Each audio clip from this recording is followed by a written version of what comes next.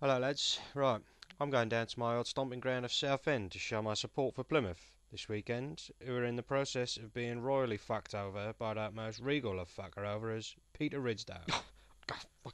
He's a fucking thieving cunt. How does he even get away with it? Yo, they locked him up for all that shit he did in Yorkshire, didn't they? They bloody well should have done. People were furious about that, innit? Chronic overspending, mismanagement, allowing ambition to blind him to fiscal realities. And all them women he killed. Are you no thinking of Peter Sutcliffe, Elvin? I'm not even understanding how people are dealing with him. If I was a club owner and my phone is ringing and my secretary is saying, "Sir, it is Peter Ridsdale on the phone," I'm not making her call me sir, it is because she is good at her job. "Sir, Peter Ridsdale is on the phone. Shall I put him through?" I would sack her on the spot. I agree with you fully, Sammy. And then people would make up rumours on internet chatboards about her sudden dismissal, immediately assuming we had been having an affair. And I sacked her because she took my children hostage and threatened to blow them up if I did not say I loved her with all my heart. Of course I did it. How could I not, with my children's lives at stake? My wife understood. And it would all be bloody Ridsdale's fault. The man is a fucking menace. Well, yes, I agree. In principle. As soon as I found out who it was, I'd be saying, hang up now. That'd be a waste though, man. I'd be all like, I'll take it. And be like, yo, Peter, fuck off. Well, fuck that. I'd take his call and berate him until he fucking hung up himself. Like I did with Doug Ellis that time. I've still got that fucking one on tape somewhere. Ah, it's nice to have some mementos to take into retirement, isn't it? I'm just waiting for TalkSport to lower their standards enough to buy them off me. Broadcast them as a series. I've once had a fucking collect call from Ken Bates. He's another fucking one. We have to rid the beautiful heaving bosom that is football of these Rice Krispie-like warts. Yes. How can you suck on a tit that is trying to steal your money? You're very high profile, Elvin. Will you be joining us in wearing green this weekend? Show your support for Fans Reunited? Maybe. I ain't going to no Southend though. I is going to Barrow for the weekend. Why the fuck are you going to Barrow? It's where tramps and submarine builders go to die. Sometimes by choice. Barrow is playing Mansfield, innit? Aye. And? Have you seen Mansfield's new chief executioner? She's fucking bare fit, man. Like one of them birds off Sky Sports News or something. The one that got clipped driving a Porsche while mash-up. I can't find her attractive. I just find myself imagining an ant pump away on top of her. Or is it Dick?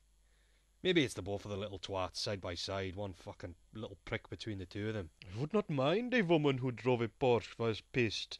I once had a girlfriend who crashed a Ford Probe jacked up on the smack, but I forget her name. There is no woman in the world who would get me to Barrow. Not one. Look, I'll Google it on my phone like. Elvin, are you suggesting the only reason you're going to a non-league football match is because there's a chance you might meet an attractive lady? It's a bloody stupid reason you should attend games for. Because, my goodness me, she is a stunner. Now there is very little chance that she wouldn't get it. All of it. Ballantine all over her face. A face that sucked 1,000 cocks. Launched 1,000 ships. Sir Alex Ferguson says Rooney is Britain's answer to Pele. Floppy cocked? Pele is a worldwide treasure. Aye, so is the fucking Pacific Ocean. I didn't see that hawking embarrassment relief to flaccid old men and curious birds though. No, I have to agree with Samet, I'm afraid. I remember seeing him play for Brazil against the Bulgarians at Goodison Park. I have never seen a guy get the shit beaten out of him with such grace and skill. I fucking met him. I got notes against the guy. How have you met Pele? I've never met Pele. Have you ever met Pele, Samet? Once, when I was playing an exhibition match against the Sacramento Beatniks, I met a man... Hold on there, Samet. Is this anecdote going to end up with you no having met Pele? No. Well, no. As in, yes.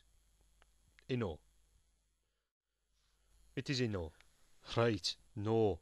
I met him a few months back at an Escape to Victory reunion party. Went as John Works +1. You met Pele.